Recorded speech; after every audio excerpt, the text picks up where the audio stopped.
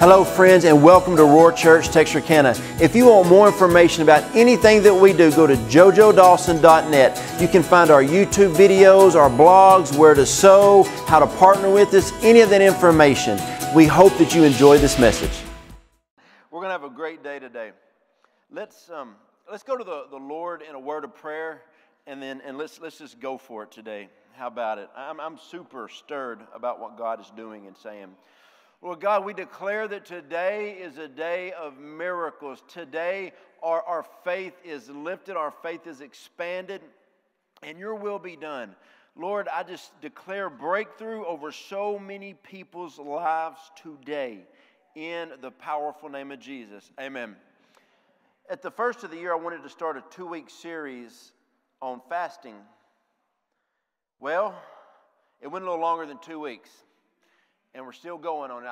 I think we actually started in 2018, but this is my 5th message on fasting. I mean, how in the world do you pull 5 messages out of fasting? You know, you got to understand that when God gives you a subject, a topic that needs to be just explained and expounded on, you will dive so deep. And I just want you guys to know that I hope y'all got something out of this series. I've loved it. And in fact, I'm going to write a book on it, and an e-course and an e-book. It'll be coming out hopefully within about 6 weeks, as soon as I get it done. But I started reading and studying this, and it took me back to when I really first started seeking the Lord. Not got saved, but really started seeking the Lord.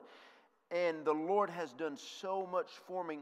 And all these different fasts that we've been doing, I have drawn so close to God to where I was like, Lord, I apologize for not fasting for a long season. I would dabble in what Americans call fasting, but I have been studying the generals. Have you ever read books by the generals? And then you read books about people who had great breakthroughs, and they talk about fasting. And it shook me to my core of how much more there is with God and how much more that I want from God. So I'm hungry. I want to stay so hungry for the things of God in my life. We're going to start off in Micah 2:13. It says, the one who breaks open will come up before them, and they will break out, pass through the gates, and they will go out by it. Their king will pass before them with the Lord at their head. I'm telling you, today is Breakthrough Sunday. The Lord is going before you, and there will be great breakthrough in your life. There's been times in my life when things were good. There's been times in my life when things were bad. But what happens is we fast when things are bad.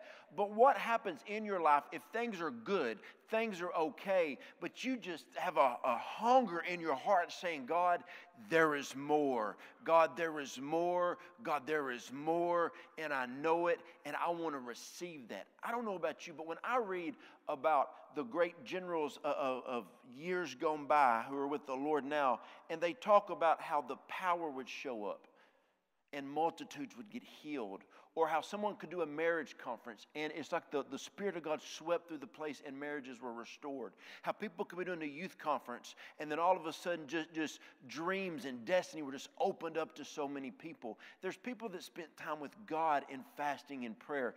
And personally, in my life, I am stepping everything up to a higher degree. You know, we always say, it's almost like sometimes we have a poverty mentality. Oh, God, I need, God, take note of my prayer request, okay? I got 49 things, okay? Remember this, God, and all this. But what are we stepping towards God? I will agree with you for wisdom. And recently, the Lord spoke to me about something. The Lord spoke to me about, you know, people, when they have financial need, they pray for money. But when is the last time you prayed for wisdom to create? Recently, the Lord spoke something to me. As some of you are getting older, I was praying, as I get older, Lord, you start thinking differently. When you have a wife and 3 kids, you start thinking. As you pass the age of 40, you know, you start thinking about things later in life. So I didn't say, God, give me a financial miracle. I said, God, give me wisdom on what you've given to me. Teach me how to steward. Teach me how to make extra finances through things you have given me. I didn't ask him to just give me something. If he wants to, I told him that would be fine. But he started giving me ideas, and just going over my budget, we were able to put back in a Roth IRA a decent amount. Might not be a lot to you, but it was a lot to me through some wisdom and some past endeavors I had. It all came out of a time of fasting. Because I have prayed and thought and got my little pencil and pen and tried to figure things out. It did not. But when I prayed and I was on a fast, I said, God, show me something. He said, well, here it is. And I'm thinking, wow, is it really this simple? It can be. When you're fasting, your mind there's so much clarity. And I know I keep speaking this to you, but if you can get the understanding that there's no limit to God through prayer and fasting, it will change everything.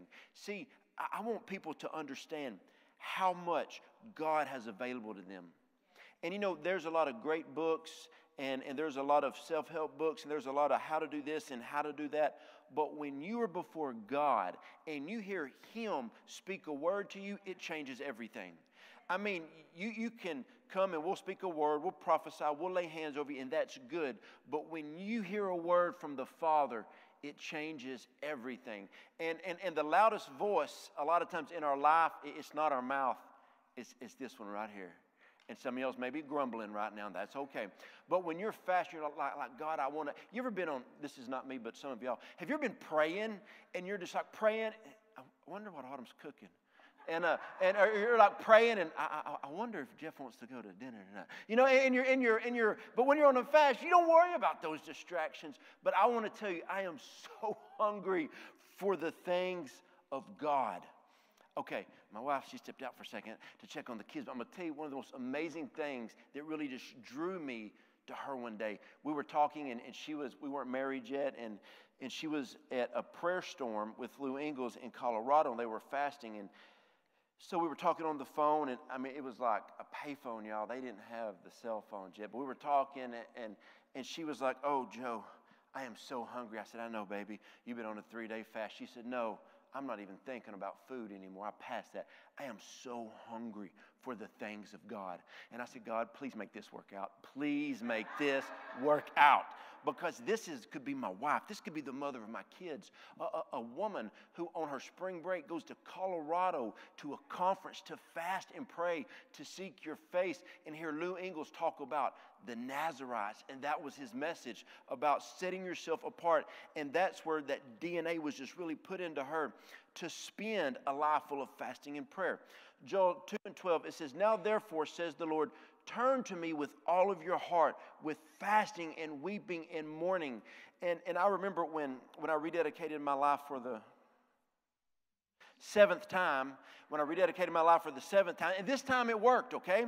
This time it worked. I'll never forget. But on Monday nights at the church that I was attending, and we would go play ball, and we'd ball it up, and the gym was over here, but the sanctuary was over here. I saw a handful of older people going into the sanctuary, and I remember I said, what are y'all doing? And they said, well, we have prayer on Monday nights. Basketball, prayer, basketball, are you kidding me? And all of a sudden I was walking, and the Holy Spirit was like, no, I want to do something in your life. I didn't know what the Lord was doing or saying, so I just kind of went into prayer, and I saw these people walk up and get in the altar area, and they would just open up their word, or they would just sit there and pray. And I noticed out of everybody in the church, these handful of people were different than everybody else. And so I would ask myself, what's different about you? I mean, everybody, you know, and they lift their hands and they say Shandai, Shandai, and everybody else is different, but what is it about you? And they said, prayer and fasting, and we are people of great faith. I had no idea what they're talking about. I'm like, okay, I'm here to make my 3 services, to play church softball, don't understand this stuff. But the thing was, I was drawn to something. You hear a lot of people preach, you hear a lot of people speak, but have you ever been around somebody that you knew something was different? I'll tell you what I do. Every time I get to go to a conference, and every time I'm around a great man or woman of God, every time, 100% of the time, I ask them, what's different about you? They always say, prayer and fasting. And they don't add a lot of words. They don't mix their words. It's prayer and fasting. And the reason I'm telling you this And the reason we've extended this series for so long is because you're going to defeat everything that's been plaguing you, everything that's been holding you back. You are going to defeat it through prayer and fasting. This is your time. This is your year. I'm talking physical things. I'm talking spiritual things. I'm talking emotional things. I'm talking about, this is what I do. There's people in my family that if there's an ought against one another, there's a little difference. I'll go on a fast. While I'm on that fast, they'll call me. I remember one time I was talking to a young man, and he said, Joe, my dad hasn't talked to me in years. And we went on a season of praying and fasting and believing. While we were praying together, one day his phone rang. It was his dad. I'm telling you, when you fast and pray, you're not changing God, you're changing you. And sometimes the reason we haven't got our breakthrough is we're not ready for it. But when you spend, I knew y'all wouldn't amen me on that one. But whenever you're in that time of prayer and fasting, you get clarity. And you know what God does to me? I'm serious. He does this stuff to me. And I'm praying and fasting. I'm praying for something and kind of like, Lord, get that person. And God, get that person. And God's like, I'm trying to get you. And Mama, amen, a little too loud today. But my kids have told me, Dad, you need to go on a fast. I don't know what that means, but God will say, let me tell you what I'm trying to do in you. And so I've learned through age and the Holy Spirit and my wife to quit pointing fingers and say, God, what are you doing in me? And recently there's been a few situations that I've kind of got frustrated with people. But instead of, please hear this, verbalizing my frustration, I would sit back and say, how can you work in me for me to make this situation better? And I'm maturing with the Lord. I know I'm 44 and it took me a while, but I am really getting there. And in prayer and fasting, God changes everything. So back to the story. I quit balling. I wasn't that good anyway. And I started going to prayer. Then I went to the pastor and I said, can I have a key to the church? And he said, why? I said, because I want to start a prayer meeting on Tuesday, Wednesday after service, Thursday, and Friday night. He said, who are you going to invite? I said, nobody. I want to do it myself. And he said, okay. So I would go to prayer, and I started praying. I went from worldly living to when I turned it around, and I would pray 4 to 6 hours a day. My whole prayer was 3 minutes. I repeated the same prayer for like 4 hours, and then I got a cassette tape. Young people, don't you dare laugh. And it was double-sided. They had the double-side, 45 minutes each way, and I would put it in. If you listen to it now, worship team, y'all would be an intercession for me. But I was listening to this, and it would go 45 minutes and click, and it would come back with 45 minutes. I would listen to it 2 or 3 times a night, and I would run around the church. That's why I'm so skinny. I'd run around the church, and I would say, God, the Bible is real. Your presence is real. And you know, I've never been in a church service and experienced God like I do by myself. It doesn't work that way. I don't know why. If this is your greatest time with God, you've missed the whole thing. It is running around your house when you're 44 with your headset in. It is spending time with God, weeping like a baby, Him giving you a great revelation, and then you forget it because you didn't write it down. The Holy Spirit has to bring back your remembrance. But it is those times with God that makes me who I am. It's not in church. It's not going to a conference. It's not talking to somebody or even reading a great book. Those are benefits. It is you alone with God when you fast and you pray. And I'll be honest, I got as much flesh as anybody. There's times, God, I really don't want to fast because I like breakfast, snack, lunch, 2 snacks, dinner, 1 more snack. But when you start fasting, you'll get to a place to where you're like, God, I remember one of my last extended ones, when I went back to eat, I was like, this is really not even what I want. And so I know that the Lord has been speaking to me that this year you're going to fast a whole lot because I got a whole lot to do. And I don't know about you, but this is Breakthrough Sunday. I woke up this morning and I just feel I got so many things that are this close to breaking free in my life, breaking through something spiritual, physical, just some financial things, some ministry things. It is so close. And, you know, we always say, God, do this, God, do that. But what if we said, God, what do you want me to do? I want to go deep in the things of you. I might be talking to myself today, but I am so excited about what God is wanting to do. Isaiah 58:3, it says, we have fasted, they say, and we have not seen. We have afflicted our souls, and you take no notice. Remember this. It says we've afflicted our souls. Your soul, if you really study it, it means your inner thoughts and emotions.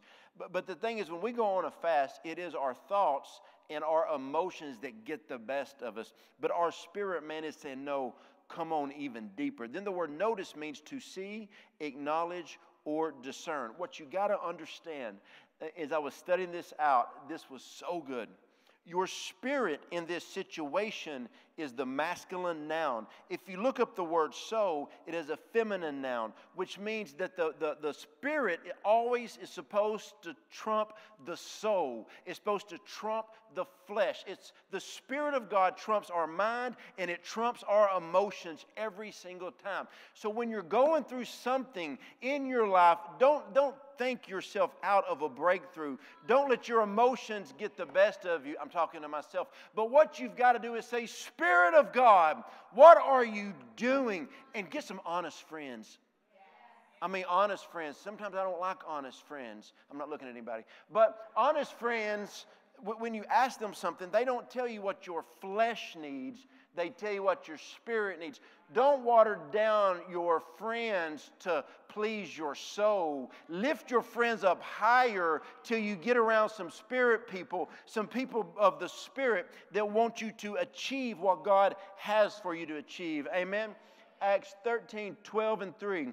This is good. It says, as they ministered to the Lord and fasted, the Holy Spirit said, now separate to me Barnabas and Saul for the work which I have called them to. Then they have fasted and prayed, laying hands on them, and then they sent them out. That was Acts 13.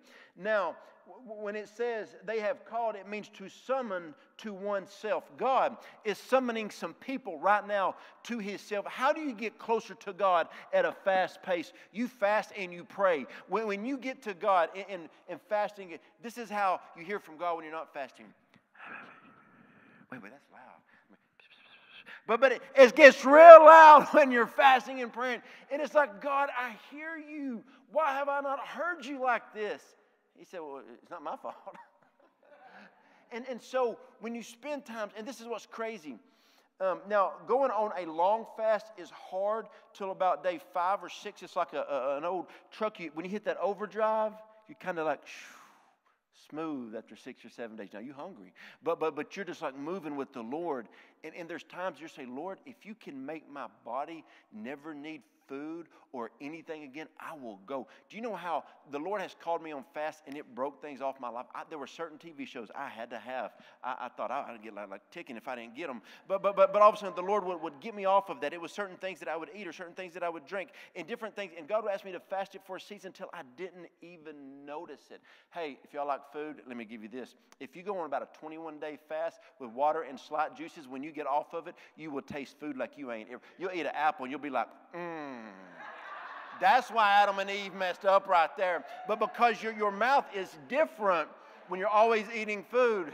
Okay, I don't know if y'all got that. But here's the thing. Now, this is crazy. Dr. Miles Monroe said this. If you go on about a 7-day fast and then you eat baby food, that stuff's horrible. You lying to your kids. Oh, here, baby. That's good. You can even go on baby food and it would taste good because your mouth resets. Fasting resets your mind. Fasting resets your body. But because here is the thing. You know how people say, oh, your intestines are clogged up, your stomach's clogged up. Well, you go on a fast, your body's working. Well, it ain't got nothing to pull from besides the stuff that has clogged you up. And you will start to lose weight. They say, oh, it's just because I'm not eating. No, because God made our bodies to take care of ourselves. Amen? Okay, I done lost half of you. It's okay. Come on back. I'm trying to help somebody. Now, in Acts 13, they had laid their hands on Barnabas and Saul, which is Paul, and they sent them out. But you know what it says in Acts 14:1? The subtitle of my Bible says this is when revivals and miracles broke out. Wait a minute. They fasted, they prayed, and they sent them out, and miracles started manifesting. If you don't see miracles around you, fast and pray and get ready for them. In Acts 14:1, then Paul and Barnabas arrived at Iconium, and the same thing happened there. they went and they did what they were doing to the synagogues. They preached to the people with such power that large crowds of both Jews and non-Jews believed. They would preach and the power of God would draw people in. I am so ready for the day that the power of God draws people. I don't know why, but God has told me not to invite people here. People in our cities, like, how's Roar Church going? Good. And I just look at them like, I don't think I'm supposed to say anything right now. But there's coming a day, as Ravenhill said, when the power shows up, you don't have to invite anybody. You don't have to advertise the fire. Y'all smell smoke? What's that? Oh, there's a fire over there. I've been cold where I'm at. But God is looking for somebody to stand up. Your business, everything about your life would change when we get that close to God in prayer and fasting. It says in Acts 14, 22 and 23, it says, strengthen the soul of the disciples, exhorting them to continue in faith and saying, we must, through our many tribulations, have entered into the kingdom of God. You ever hear me talk to you about something? When you get saved, you receive salvation. That does not mean you're in the kingdom of God. See, what's the difference? Oh, okay, this is one of my next series coming up in a few months. What is the difference between the kingdom in heaven and the kingdom of God? Thank you for asking. The kingdom of heaven is, of course, kingdom of heaven. But Jesus said, I came down to preach and teach and manifest the what? The kingdom of God. You can be saved but not step into the fullness of the kingdom of God. When the kingdom of God comes, you're going to see miracles, signs, and wonders. See, this is what's so good. But one day they asked Catherine Kuhlman. They said, they were in a meeting and they said, you walked out, never laid hands on a person, and 1,000 people got saved. And they said, will you tell us your secret? She said, yes. They said they had all the ministers came into a back room and she walked up. They said, what's your secret? She goes, fasting. She said she was on some kind of fast every day of her life. And she would talk about the power that would flow from it. I've been reading a bunch of the generals, and man, they would talk about the power, how they would have that would come through prayer and fasting. And I was asking myself, I said, Lord, I want this. I want this for my family. I want it for our city. I want it for my friends. I even want it for people I don't like. I just want people to receive. I mean, when you read the Word, do you look around and say, God, where is this church at?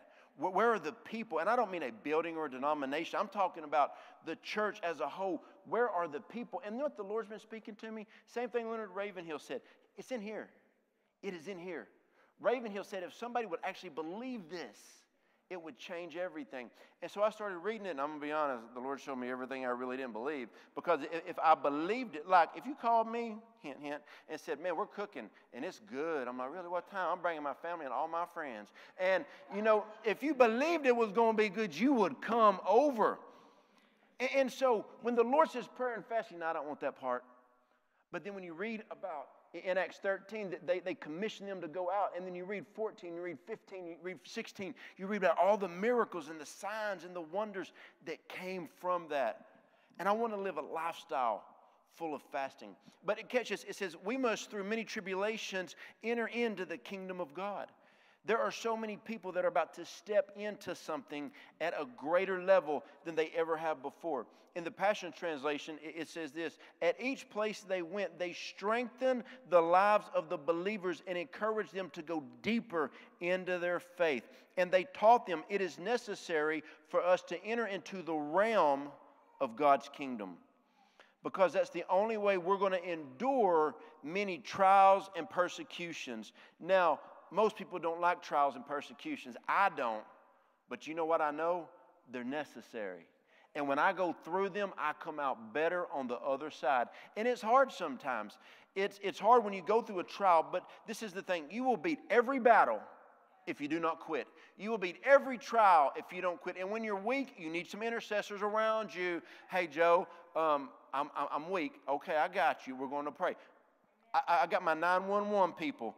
They're mostly all women, because women can pray. You know what I'm saying, guys? Let's step it up.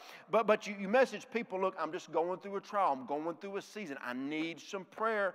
I need some people that can pray with me. And because you're going to get through it. Now, what I was talking about was strengthening and confirming. What does it mean when it says strengthening? It means to give them something to lean on. Whenever you're going through something, you are going to be strengthened by the power of the Lord. You know, the purpose of Jesus was to come and reestablish the kingdom of God on earth. And when I did a study in the Dake's Anointed Reference Bible, I call it the Dake's Anointed Reference Bible, it talks about that Jesus, when he reestablished the kingdom, it was from the rebellious people, the Pharisees, who were trying to make it something less than it really was. Then they said, no, we're not going to do it like it was supposed to be. They started changing some things. And what I want to do with the rest of my life is go after God. I want to go after the things of God, and I'm going to tell you, I have no idea what that looks like, but I'm about to take off. I feel like, when Forrest Gump took off running, dude didn't know where he was growing. He grew a pretty cool beard, and he just took off running. I want to run so hard after God, and I want to achieve everything that God has for me, and I just want more of God.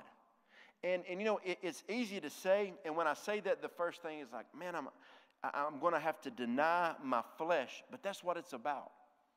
Amen? Man, when I preach on destiny and dreams, y'all shout me down. I even run around, and some of y'all run. I talk about fasting. He's talking to you. It's good. Hey, I'll tell you, I'm going to try to kill more flesh than I ever have before in my life this year. You act like I got a lot or something. When you willfully abstain from food and the pleasures of I tell you, one of the best things I ever did is gave up Sports Center. Nothing wrong with Sports Center. But back then, Stuart Scott was doing it. I mean, he was the dude, And the Lord said, give it up for a month. And I did. And it turned into 6 months. So I don't even watch it anymore. But it was something that I would watch, and there was nothing wrong with it. But because it would rob an hour of my time. And then I realized that time could be spent with my wife and my kids and different things. And so I asked the Lord openly, God, what do you want me to do? If you look at our world right now, in America, I believe that we're going to be heading in a good area. But you look at Hollywood, you look at the political stuff, and there's a bunch of crazy stuff being reported. Well, none of it's operating out of the spirit realm. That's the soulish realm. What's the soulish realm? Mind and emotions. If you don't think like me, you're the enemy, and I'm going to emotionally act out because you don't think like me, and all that stuff happens. But there's coming a day, I believe, in America where there's people that's going to step up full of the Spirit of God, declare the word of the Lord, and the anointing is on them so strong. I don't care Republican, I don't care Democrat, I don't care Independent Party. The anointing is going to be on people so strong, people listen. There's going to be people who preach in different denominations, and people from another denomination, forget that denomination line. I want to hear what you got to say. There is coming a time the anointing is going to hit so many people, but it's going to come through prayer and fasting and people walking in humility, full of humility. Now, fasting gives you a clear mind and clarity to think straight. Now, the standard swimming pool is 16 feet wide, 32 feet long, and it's got a little over 17,000 gallons of water. Well, imagine that the swimming pool was lifted up and you wanted to drain that. We'll just say this, Jesus is the living water. You wanted that water to come out, and you got you a small little straw and you stuck it in the bottom of it. It would just come out a little bit. But let me tell you what fasting does. When you start fasting, that little straw becomes into a PVC pipe, a little bit more coming out. When I was a kid, we had some little culverts in our road, and they were like 12 inches. You put that in, and more water comes out. Then down in the creek by my house, we had a 48-inch culvert. That thing was big. You stick that in, more water comes out. There's no limit to God. What if I told you the more you fast and pray and seek Him, the more He would give you, the more clarity, the more wisdom, the more insight? I asked one of my friends one time, I said, dude, do you honestly write a book a month? How do you do it? Prayer and fasting. What else? Fasting and prayer. I go to another friend. Hey, you write one book a year. How do you do it? Oh, man, I study. Well, I kind of like what you're saying. I'm going to come talk to you for a minute. The other guys is talking about prayer and fasting.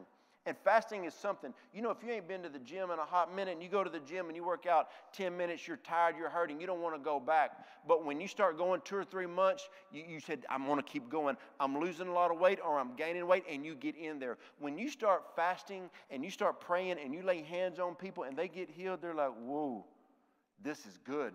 When God gives you, when somebody you're in counseling, you're talking to them, and Holy Spirit drops a clarity like you've never had before, and you speak a word, and it changes their marriage, it changes their finances, you help them steward their business, you help motivate somebody to go, and you knew it straight by the power of God, it changes everything in your life.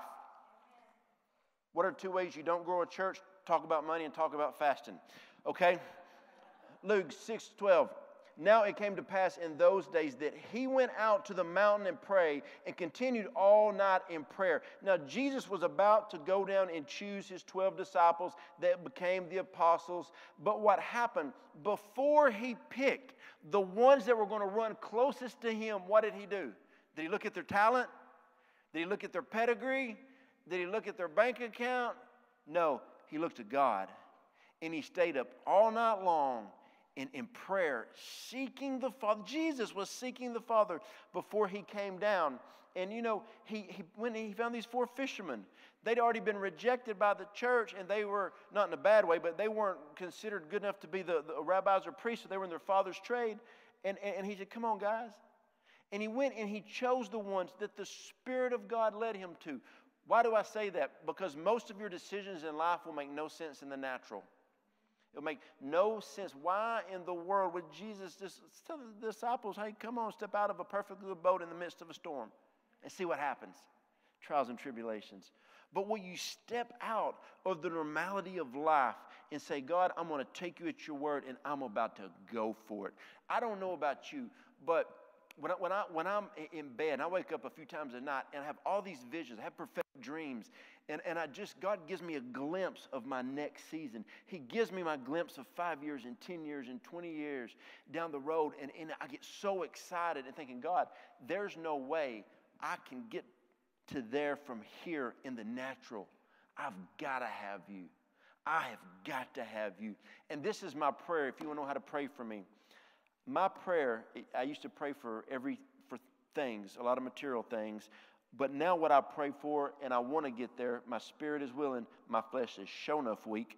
But I'm praying for more of God. I'm praying for more wisdom, more discernment. I want more of God.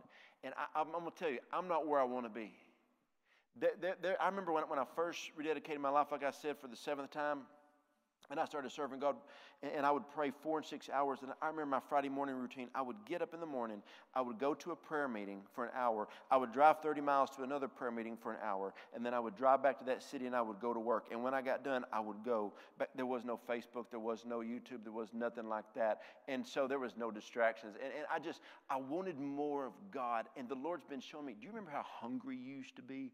Do you remember how hungry for me you used to be?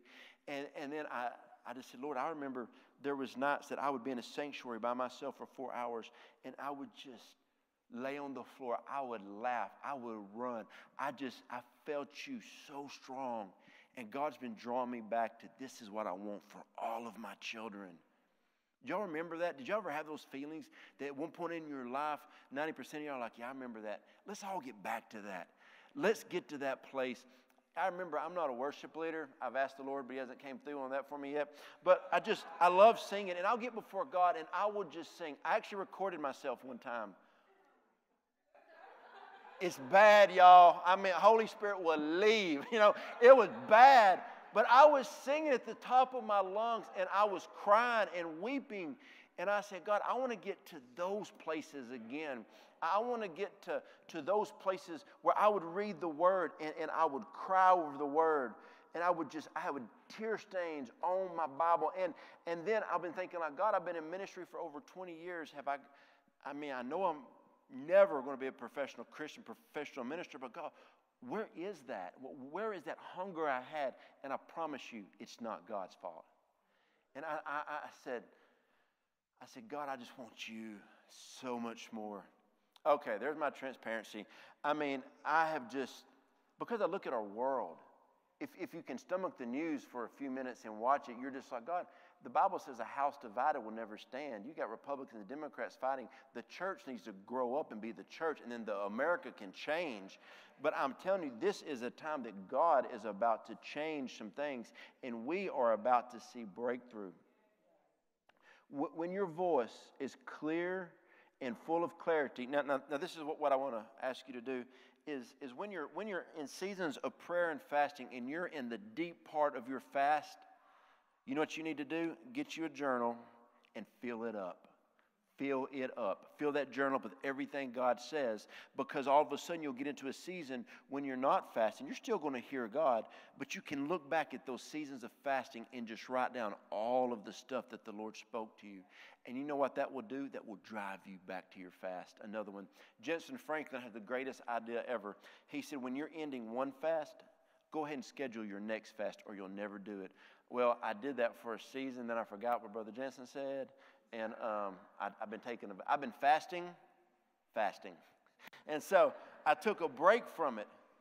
But recently, spending time with the Lord, I'm like, God, I'm not satisfied. I want more of you.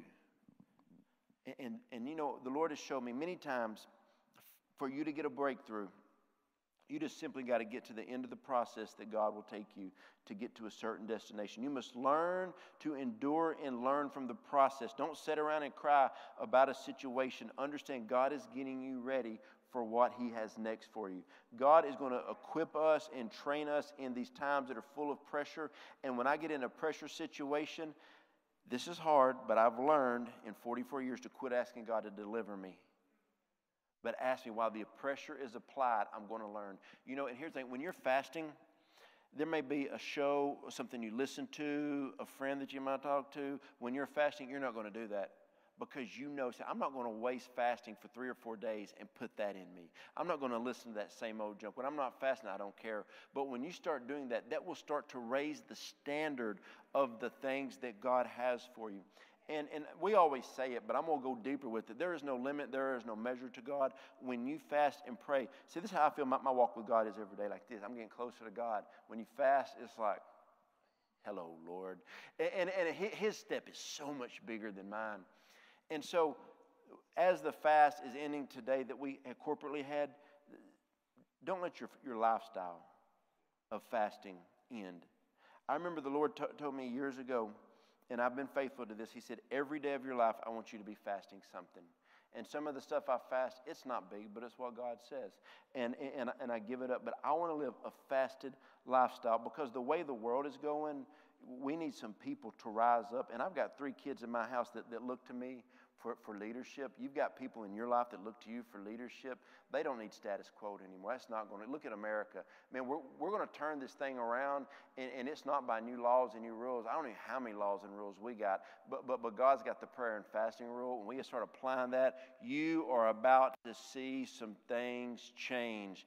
And I just believe what God is doing. And so Hebrews 6:12, it says, we do not want you to become lazy, but to imitate those who through faith and patience inherited what God has promised. In this season of your life, run with strong people. I want you to run with strong people. It doesn't mean don't be around people that aren't strong, but you spend the majority of your time with people who are running after the things of God, and I promise you, it will change everything. And you know, God answers prayers. So this is what I want to ask you. What are you praying for?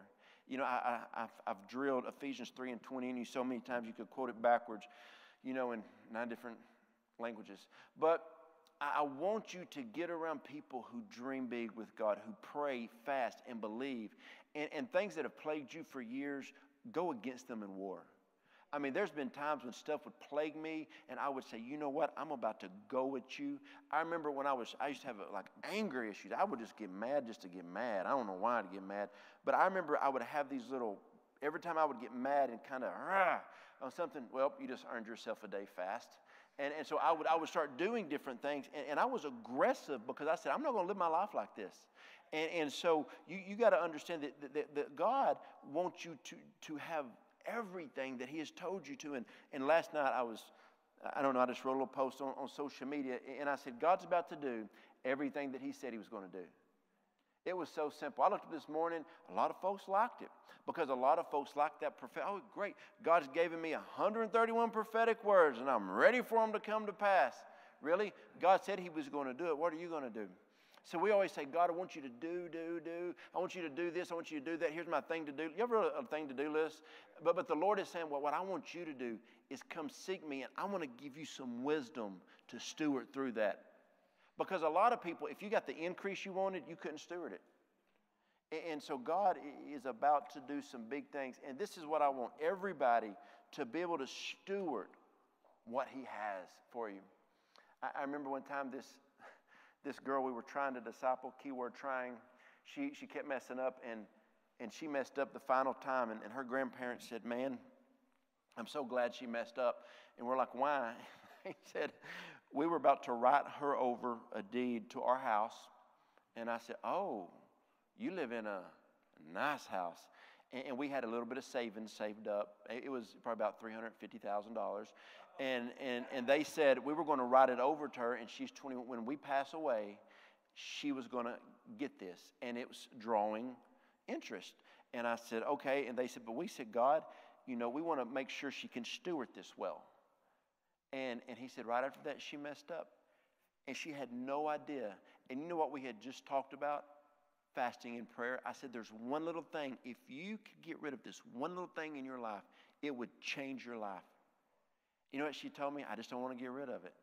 She had no idea. That's a material thing. But she was so close to having something because she kept saying, I just feel like God wants me to have more. And I said, well, get rid of something. What's holding it back? So I want you to spend this next year just fasting and praying for breakthrough.